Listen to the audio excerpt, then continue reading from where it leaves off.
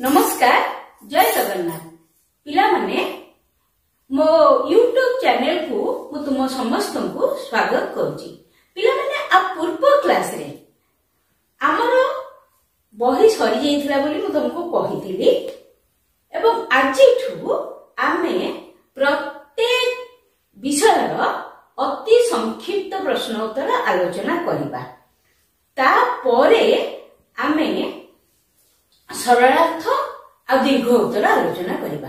अति संक्षिप्त उत्तर मु आग आलोचना करिबा को एथि पई चाहूची पिला माने जे तुमरो 50 नंबर एथिरु आसीबो। तेनु एई प्रश्न गुडिकर उत्तर जदि तमे जानि थिबो ताहले तुमको सुविधा हबो।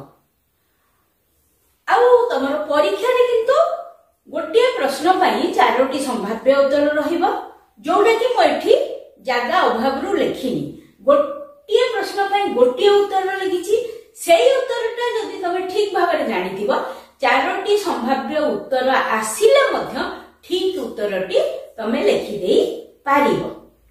ठीक अच्छे एबे ताहले आमे देखिबा प्रथम विषय तुमर भीमक सिंहनाद रडीर केतोटी क्वेश्चन हेई पारिछि अति संक्षिप्त उत्तर रे। देखो पिला माने एक नंबर प्रश्न भीमक सिंहनाद रडी कविताटी कविकर केउ ग्रंथरु ग्रहण करा जाइछि? तार उत्तर हैला सारला महाभारत। 2 नंबर भीमक सिंहनाद रडी कविताटी सारला महाभारतर केउ पर्वरु आसीछि? उत्तर होछि गदा पर्व। 3 नंबर भीमक सिंहनाद रडी पद्यटीर कवि किए? उत्तर सारला दास। 4 नंबर सारला दास केउ समयर कवि? उत्तर पंचदश शताब्दी। 5 नंबर सारला दास केउ राजांक समयर कवि थिले? कपिलेन्द्र देव। 6 नंबर सारला दासक पितृदत्त नाम कोन थिला? सिद्धेश्वर परिडा। 7 नंबर भीमक सिंहनाद रडी कवितारे जगन्नाथ शब्दटी काहा पाई प्रयोग करा जाइछि? उत्तर श्रीकृष्णଙ୍କ ପାଇଁ। 8 नंबर पांडव सुंदर शब्दटी केउ पांडवଙ୍କ ପାଇଁ व्यवहार करा जाइछि? भीम। 9 नंबर केते बार सिंहनाद रडी सहिथिले दुर्योधन अमर होइथांता? 3 बार बा 3 थर। 10 नंबर श्रीकृष्ण को किए सिंहनाद मागिबा कथा कहिथिले? उत्तर सहदेव। 11 नंबर केउठिकी बलपूर्वक शत्रु प्रवेश कले ध्वंस होइजिबो बोली शिव अभिशाप देइथिले? व्यास सरोवर। 12 नंबर काहार उपदेश रे दुर्योधन आत्मरक्षा पई व्यास सरोवर रे लुचि थिले? दुर्वासा। 13 नंबर सिंहनाद वाद्य केउथिरे तियारी? महिषी सिंगरे।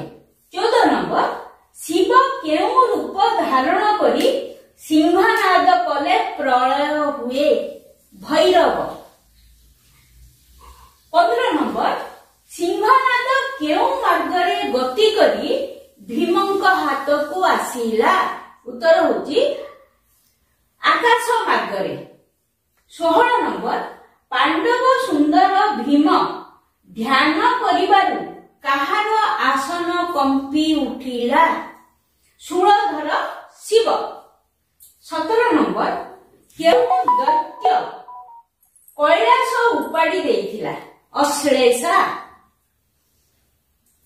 18 नंबर काहार अन्य नाम शूलधर? शिव। 19 नंबर देव पशुपति ध्यान रे किए सिंहनाद मागुछि बोली जानी पारिले? वीर भीम। 20 नंबर देख बिले काहा जोगु व्रती थिले बोली पार्वती त्रिलोचनंकु कहिछंती? तार उत्तर ए तळे लिखिबाकू जगह हेलानी ता कड़े मु लिखि देछि उत्तर होछि पांडवंक जोगु। 21 नंबर पार्वती काहाकू उपकारी बोली कहिसंती उत्तर भीमंकू।